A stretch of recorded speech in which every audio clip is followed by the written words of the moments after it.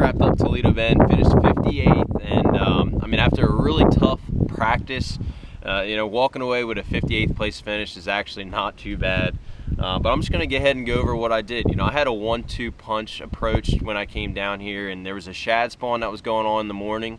But the crazy thing about that, normally it lasts an hour and a half, 2 hours long. I mean, it was literally only lasting 30 or 40 minutes. And so it's really key to really capitalize on that. And then after that, I'd get ahead and I'd move out deep. And I was a combination of deep cranking, dragging a drop shot around, throwing a swim bait, you know, doing a bunch of different things. But I'm just going to go ahead and break it down, you know, in the combos and what I use throughout the week.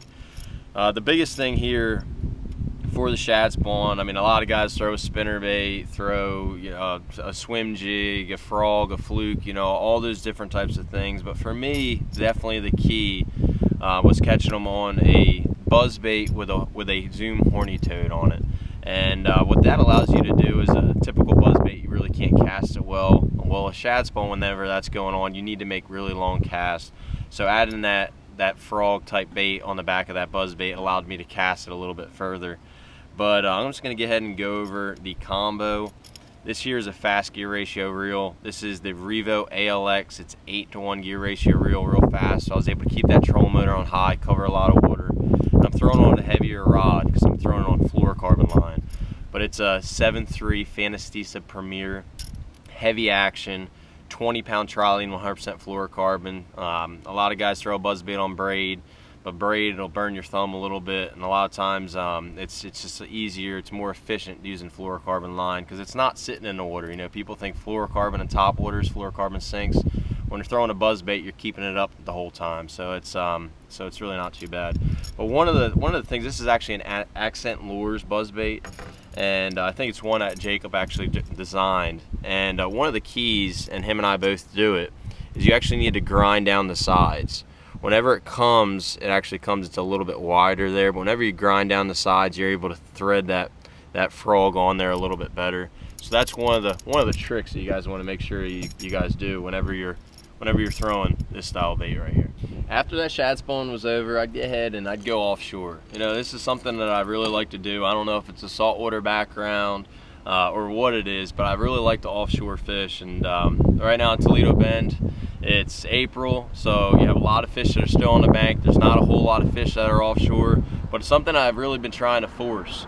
And I don't know what it is about getting behind the Lowrance graphs and graphing around and seeing them big schools of bass, but I was able to find a few places I really thought I could jack them at, but unfortunately they just weren't really set up. The first couple days of the tournament, you know, that weather, it really didn't play into my favor. It was slick, not a lot of wind, and the fish just weren't set up on it real great. But this here is a brand new bait by Berkley, just come out, and it's a 25.5 crankbait. And this here, for its size, I mean, it's very small, it's compact, and it's just something different. You know, these bass out here haven't seen it a whole lot, and in practice I was able to catch a couple of really good fish, but it wasn't until the afternoons is when they really started setting it up, and I think my window just wasn't there throughout the week, and I think that's why I kind of struggled. But this crankbait here, I mean, I can't wait to our tournament coming up on Sam Rayburn because I really feel like this is going to be a big player. But I'm going to get ahead and I'm going to go over the setup. This here is a Abu Garcia Veritas Wentz series. This is a 711 heavy. It's really important to throw a long rod because when it comes down to these deep diving plugs, is you need to make really long casts. The further the cast, the further the bait's going to go, and the longer it's going to be in that strike zone. And here I'm teaming that up with a Revo STX 6-4-to-1 gear ratio reel. You know, a lot of guys that are Abu fans will throw the winch. For me, whenever I'm throwing deep plugs and I'm trying to really trigger those bass to bite, really try to ignite those schools, a lot of times it's actually smarter to throw a little bit faster gear ratio reel. So that's why I was throwing that on the 6-4-to-1. Teaming that up with 12-pound Berkley trilene 100% fluorocarbon. I'll even go down to 10. I'll throw it as high as 15. Depending on the structure that I'm fishing. Like here, there was a lot of wood, so there were times I had one rod rigged up with 12, another rod rigged up with 15-pound fluorocarbon. Really just depend on the structure. I was able to catch a couple key fish on day 2, and I mean, like I said, I cannot wait to throw this setup on Rayburn. Take number 15. We were sitting here on a Saturday morning. I got a very hungry girl behind the camera.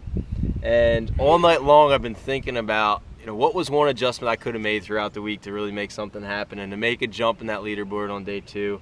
And for whatever reason, I never threw a lightweight Carolina rig. And whenever you're fishing around a shad spawn, the shad are active in the grass, the bass are in there feeding on them, but once that sun gets up and gets on them places, those shad back off, but the fish still are in those areas. And a lot of times, they're in those areas because they know the next morning the shad are going to be spawning again. And one of the best ways to catch them is a lightweight Carolina rig, and it's something that I never really devoted a whole lot of time to. And I really wish I went back through those same areas and threw it, because I feel like I could have caught a couple key fish. But I'm going to go over the setup. My setup for this is an Abu Garcia 7'3" action, medium heavy Villain 2.0. I have that paired up with a Revo ALX 8:1 gear ratio reel. My main line on this is 15-pound trilene, 100% fluorocarbon. And for those that don't know what a Carolina rig is, basically it's been around for a while. A lot of money has been won on it. Just dropped it on you guys. But here it's a 1/2 ounce tungsten weight, and I use tungsten because whenever you pair tungsten up with a glass bead, it makes a lot of rattle. And that definitely gets a few more bites. A lot of guys will use lead and they'll use plastic bead. I mean, it's okay, you'll still catch fish on it, but you definitely get more bites using this setup. I pair that up with a small swivel, compact, and I use a 3-foot trilene, 12-pound fluorocarbon leader. But another key to this is using a light wire hook. Berkley Fusion, they have a line of hooks.